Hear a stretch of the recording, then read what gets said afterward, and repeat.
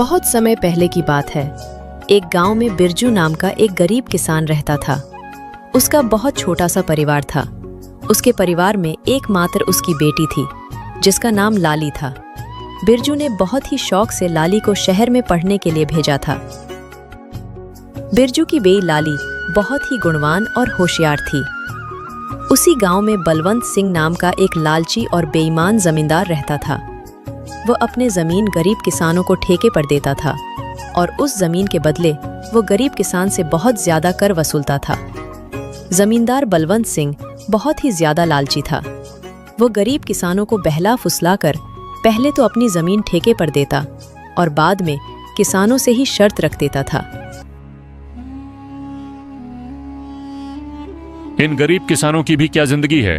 बस 2 वक्त की रोटी के लिए दिन भर काम करते रहते हैं और पूरी जिंदगी 2 वक्त की रोटी के लिए तरसते रहते हैं। और मुझे देखो, मैं बस इन्हें आदेश देता हूं और समय आने पर सारी फसल हमारे गोदामों में भर जाती है और ये गरीब किसान हमारे आगे जी हुजूरी करते रहते हैं और हमारे सारा काम करते रहते हैं। इसे कहते हैं दिमाग हो तो बलवंत सिंह के जैसा, वरना ना हो। हाँ मालिक, आप तो यहाँ के जमींदार हैं और किसानों को अपनी मुट्ठी में रखते हैं। इनको कैसे इस्तेमाल करना है ये आप भली भांति जानते हो। मालिक, यहाँ क्या अगल बगल के और भी गांव पर आप ही का राज्य है। आपकी मर्जी के बिना तो एक पत्ता भी नहीं हिलता। इसीलिए तो मैं यहाँ का राजा हूँ। मैं इन बेवकूफ किसानों को ऐसी ऐसी शर्त पर जमीन उधार दे रखी है कि मेहनत ये करते हैं और फसल मैं अपनी मुट्ठी में कर लेता हूँ। आखिर इनकी औकात ही क्या है मेरे सामने। जमींदार अपने नौकर से ये सब बातें कर ही रहा होता है, तभी उसके पास एक बिरजू नाम का एक गरीब किसान आता है, जो बहुत दुखी और परेशान होता है। मालिक, मैंने सुना है कि आप किसानों को जमीन ठेके पर देते हो। अरे हाँ भाई, तुमने बिल्कुल ठीक सुना है। मैं अपनी जमीन किसानों को ठेके पर देता हूँ। तो मालिक, आप मुझे भी अपनी जमीन ठेके पर दे दीजिए। मैं भी आपकी जमीन पर 1 साल के लिए ठेके पे काम करना चाहता हूँ। मेरा नाम बिरजू है और मैं पास के ही गांव बसंतपुर में रहता हूँ। अच्छा ठीक है बिरजू, मैं तुम्हें अपनी जमीन ठेके पर दे दूंगा, लेकिन मैं अपनी जमीन ठेके पर देने पहले से पहले कुछ शर्त रखता हूँ। ठीक है मालिक, मैं आपकी शर्त मानने के लिए तैयार हूँ। बताइए आपकी क्या शर्त है। शर्त यह है कि तुम्हें मेरी जमीन पर काम करना होगा और 1 साल के बाद उस जमीन पर जो भी फसल उगेगी उसका आधा हिस्सा तुम्हारा होगा और आधा हिस्सा मेरा होगा। जी ठीक है मालिक, मुझे आपकी शर्त मंजूर है। जमींदार से जमीन की कागजी कार्रवाई करने के बाद बिरजू अपने घर चला जाता है और अगले दिन खेती करने के लिए उस खेत में पहुंच जाता है। चलो, अब जमींदार साहब से जमीन तो ले ली है, अब इसमें खेती करना शुरू कर देता हूँ। उम्मीद है इस जमीन पर अच्छी फसल होगी। मुझे इस जमीन पर बहुत मेहनत करनी होगी, तभी मेरे लिए कुछ बच पाएगा।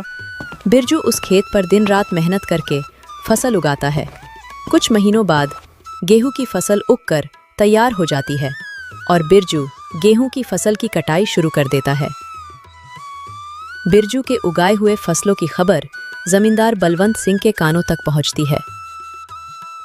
क्या मालिक, आपको पता नहीं है क्या आज मदन अपने फसल की कटाई कर रहा है। इस साल तो बिरजू ने बहुत अच्छी गेहूं की फसल उगाई है। बिरजू ने जो गेहूं की फसल उगाई है वह तो एकदम से लहलहा रही थी। बिरजू ने उसकी कटाई करना शुरू कर दिया है। क्या सच में?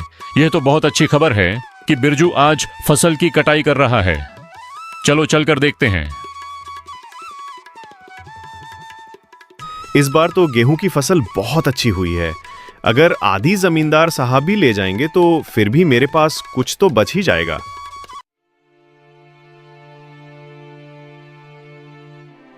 अरे बिरजू, तुमने तो फसल तैयार कर दिया और इस बार की फसल तो बहुत अच्छी लग रही है देखने में। हाँ मालिक, इस बार मैंने गेहूं की फसल लगाई है। इतनी अच्छी गेहूं की फसल उगाने के लिए इस बार मैंने अपना खून पसीना एक कर दिया है। मैंने दिन रात मन लगाकर इस खेत में बहुत मेहनत की है, तब जाकर इतनी अच्छी फसल हो पाई है। इसलिए अब तो मैंने कटाई भी शुरू कर दी है। अरे ओ बिरजू, ये तो मेरी उपजाऊ जमीन का कमाल है। तुम्हारी मेहनत से कुछ नहीं हुआ है। उपजाऊ जमीन के कारण इतनी अच्छी फसल हुई है। तुम्हारी मेहनत हो या ना हो, फसल तो अच्छी होनी ही थी। मालिक, खेत भले ही उपजाऊ हो, अगर उसमें मेहनत नहीं होगी तो फसल कैसे उगेगी? मैंने बहुत मेहनत की है इस खेत में। ज्यादा मत बोल बिरजू, मेहनत तो किराए के मजदूर भी करते हैं। असली कमाई का हकदार तो वही है जिसकी जमीन है। शर्त के मुताबिक जल्दी से मेरे फसल का आधा हिस्सा निकाल। चल जल्दी कर, मुझे बहुत सारे काम है, मुझे वापस भी जाना है। ये कहकर जमींदार बिरजू से सारी गेहूं की अच्छी फसल लेकर चला जाता है और खराब फसल बिरजू के पास छोड़ देता है, जिसे देखकर बिरजू मायूस हो जाता है। हे ईश्वर, इतनी जी तोड़ मेहनत करने के बाद बस इतनी सी फसल मेरे हाथ आई है। हम गरीबों को लोग ऐसे ही लूटते हैं। इतनी मेहनत करने के बाद भी हमारे हाथ में कुछ नहीं आता है। हे ईश्वर, कब मेरी अपनी जमीन होगी?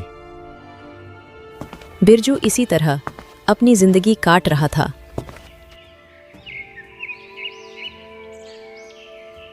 कुछ महीनों बाद बिरजू की बेटी लाली, जो शहर पढ़ने के लिए गई थी, वापस गांव आ जाती है।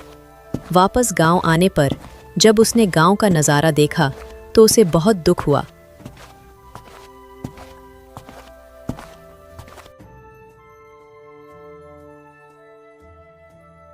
पिताजी, हमारे गांव का ऐसा हाल क्यों है?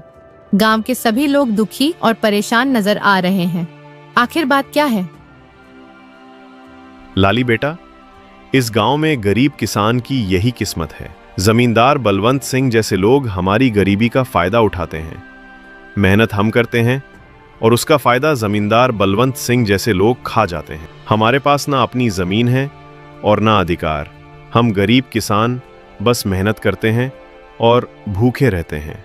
किसानों की ऐसी दयनीय स्थिति को सुनकर लाली बहुत दुखी हो जाती है। पिताजी, आप चिंता मत कीजिए। अब मैं आ गई हूँ और यह अन्याय अब और नहीं चलेगा। आज से मैं आपके साथ खेतों में काम करूंगी और उस लालची जमींदार को उसी की शर्तों में बांध दूंगी। मालिक, अब से मैं पिताजी के साथ खेतों में काम करूंगी। अगले ही दिन लाली जमींदार बलवंत सिंह के यहाँ पहुंच जाती है। अरे लाली, तुम यहाँ कहो, क्या बात है? मुझे ठेके पर कुछ जमीन चाहिए। तुम तो एक लड़की हो, अब तुम खेती करोगी? अरे तुम अभी बच्ची हो, तुम्हारे अंदर इतना दम नहीं है। तुम पढ़ी लिखी लड़की हो, खेती नहीं कर पाओगी। नहीं मालिक, ऐसा मत बोलिए। भले ही मैं पढ़ी लिखी हूँ, मगर हूँ तो एक किसान की बेटी ही ना। खेती करना मुझे अच्छी तरह से आता है। अच्छा चलो ठीक है, तुम्हारी बात मैं मान लेता हूं। वैसे भी काम का क्या रह गया है? पढ़ लिख कर तो सभी ऐसे ही बेरोजगार घूम रहे हैं। आपका बहुत बहुत धन्यवाद मालिक।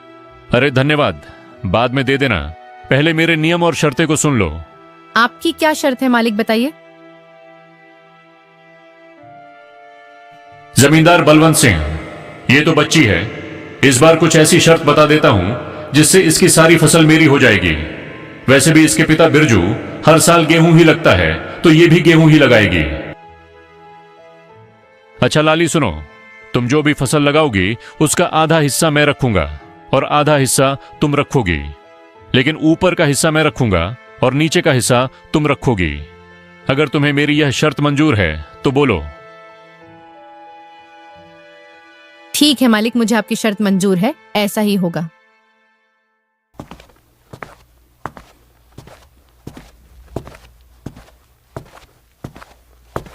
अगले दिन से लाली अपने पिता के साथ खेतों पर काम करना शुरू कर देती है।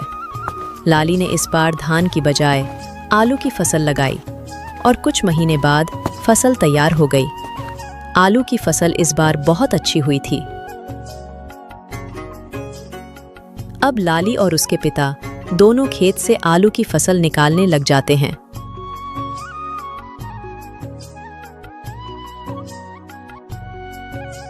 फसल की खबर मिलते ही जमींदार बलवंत सिंह लाली के पास आता है।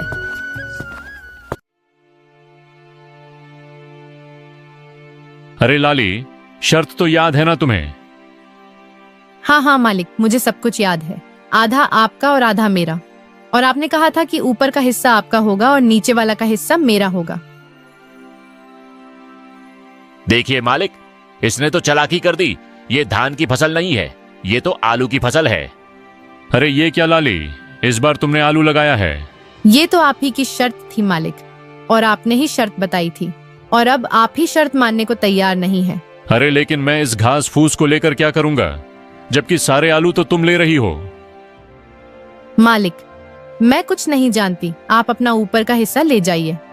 इस तरह अपनी चालाकी दिखाते हुए लाली ने बेईमान जमींदार को मुंह तोड़ जवाब दिया और सभी आलू लेकर घर आ गईं और घास फूस जमींदार के हिस्से छोड़ आईं। मालिक, पूरे गांव में आज तक किसी ने भी आपसे चालाकी दिखाने की हिम्मत नहीं की, और ये बिरजू की बेटी लाली इतनी आसानी से आपको बेवकूफ बना गई। अरे ये बिरजू की बेटी मुझे क्या बेवकूफ बनाएगी? आने दो, इससे अगली बार उसे ऐसा सबक सिखाऊंगा कि मुझसे उलझने की कोशिश नहीं करेगी।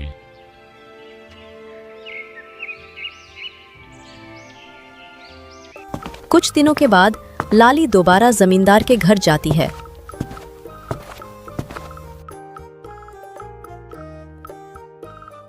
कैसे हैं मालिक? अरे लाली, फिर से तुम कहो, क्या चाहिए तुम्हें? आपकी जमीन ठेके पर चाहिए थी। ठीक है, मैं तुम्हें अपनी जमीन ठेके पर दे दूंगा, पर मेरी इस बार की शर्त भी कान खोलकर सुन लो लड़की। इस बार तुम्हारी कोई चालाकी नहीं चलेगी लड़की। इस बार नीचे का हिस्सा मैं लूंगा और ऊपर का हिस्सा तुम्हारा होगा। क्या तुम्हें मेरी यह शर्त मंजूर है? मालिक, मुझे आपकी शर्त मंजूर है। मालिक, इस बार फसल के ऊपर का भाग मेरा ही होगा। इस तरह लाली जमींदार से बात करने के बाद घर आ जाती है। इस बार भी लाली दोबारा खेती करने की तैयारी में जुट जाती है। लाली इस बार गेहूं की फसल लगाती है। कुछ दिनों बाद गेहूं की फसल काफी अच्छी उगाती है।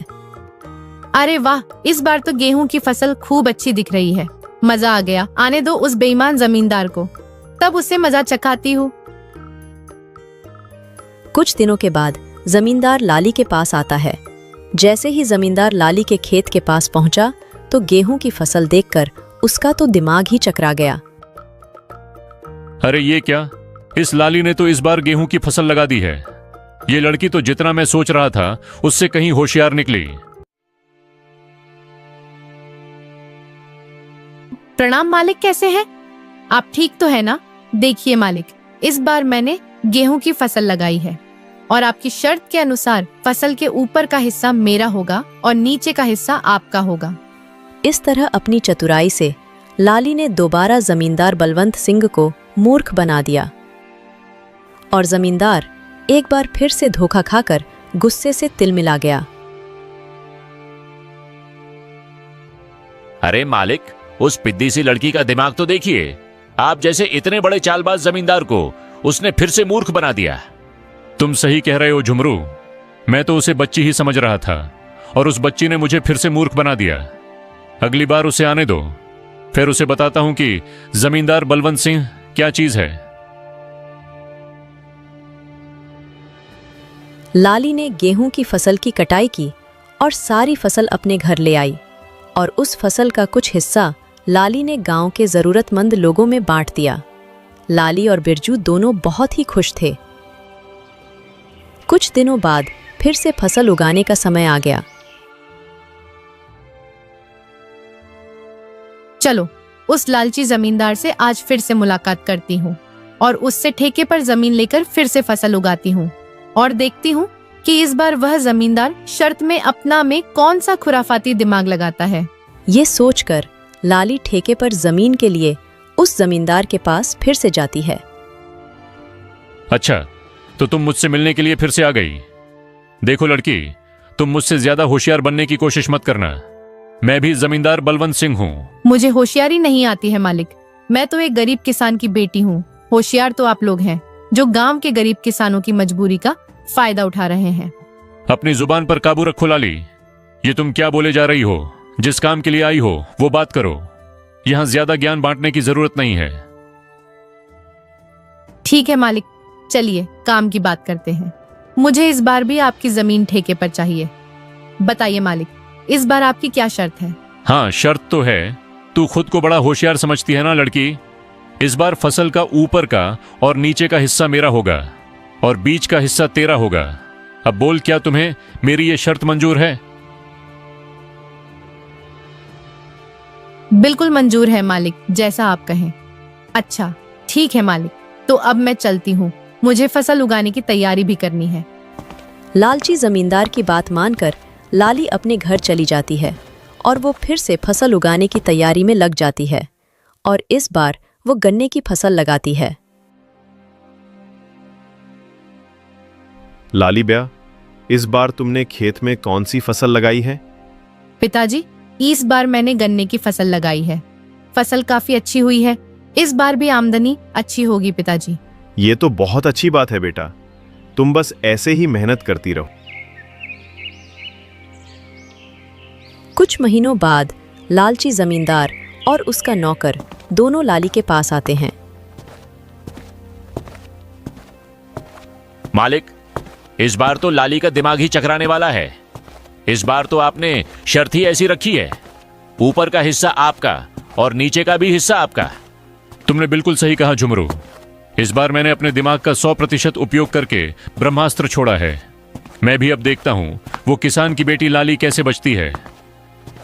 इस तरह दोनों बातें करते हुए खेत के पास पहुंच जाते हैं और जैसे ही वो खेत के पास पहुंचते हैं तो देखते हैं कि इस बार लाली ने गन्ने की खेती की है। मालिक, ये लाली तो आपकी भी अम्मा निकली। देखिए जरा, इस बार उसने कौन सी फसल लगाई है। अरे ये क्या, इस लाली में तो इस बार गन्ने की फसल लगाई। अब बताओ भला, ऊपर का और नीचे का हिस्सा मेरा होगा और बीच का हिस्सा उसका होगा। मतलब इस बार भी मेरे हिस्से में घास फूसी आनी है। मैं इस बार भी बेवकूफ बन गया, मान गया इस किसान की बेटी के दिमाग को।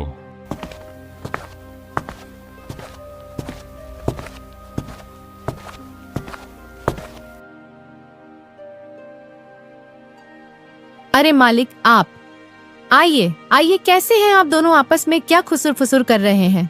अरे वाह, एक तो चोरी ऊपर से सीना जोरी। तुमने मुझे इस बार भी बेवकूफ बना दिया ना। नहीं मालिक, जरा मुझे भी तो बताएं कि मैंने आपको क्या बेवकूफ बनाया है। मालिक, आप तो गांव वालों को बेवकूफ बनाते हो। देखिए मालिक, इस बार मैंने गन्ने की फसल लगाई है और आपकी शर्त के मुताबिक इस फसल का ऊपर का और नीचे का हिस्सा आपका होगा और बीच का हिस्सा मेरा होगा। अरे ओ किसान की बच्ची, मालिक को ज्यादा होशियारी दिखाने की कोशिश मत करो। बेईमानी और मक्कारी में ये सबके बाप हैं बाप। ये खेत भी हमारा है और इसमें लगी फसल भी हमारी है। अरे ओ झुमरू, बस कर, ज्यादा चिल्लाने की जरूरत नहीं। शायद ये हमारी ही करनी का फल है। हमने गांव के भोले भाले किसानों को बहुत ठगा है और आज पहली बार किसी ने हमें ठगा है। इस लड़की ने हमारी आंखें खोल दी हैं। अब मैं समझ चुका हूं कि बेईमानी का फल हमेशा बेईमानी ही मिलता है। इसलिए आज के बाद मैं किसी भी किसान को परेशान नहीं करूंगा और सभी किसानों को उनकी मेहनत का बराबर का हक दूंगा। जितनी भी किसानों की जमीन मेरे पास गिरवी है, मैं उनको सारे कागज वापस कर दूंगा और कभी भी उनकी गरीबी और लाचारी का फायदा नहीं उठाऊंगा। मालिक, आपने तो ये बहुत अच्छी बात कही है। एक किसान दिन रात मेहनत करता है अपने परिवार के लिए, मगर ना ही कभी वह अच्छे कपड़े पहनता है और ना ही कभी वह अच्छा खाना खा पाता है। अपने परिवार का पेट भरने के लिए वह दिन रात अपना पेट जलाकर खेतों में मेहनत करता है। ऐसे में इन गरीब किसानों के साथ बेईमानी करना और उन्हें तकलीफ देना अच्छी बात नहीं है। इसलिए इनका हक तो इन्हें मिलाना ही चाहिए। आप इनको इनकी जमीन वापस लौटा दीजिए मालिक, और अभी भी समय है, सच्चाई के रास्ते पर आ जाइए, नहीं तो आपको इससे भी बड़ा नुकसान झेलना पड़ सकता है। इस तरह लाली अपनी मेहनत और होशियारी से लालची जमींदार को सच्चाई के रास्ते पर वापस ले आती है। जमींदार बलवंत सिंह ने वहां के किसानों की जमीन और उनका पैसा उनको वापस कर दिया। उस दिन के बाद वहां के किसान खुशी खुशी रहने लगे और किसी भी जमींदार ने किसी भी किसान का हक नहीं मारा।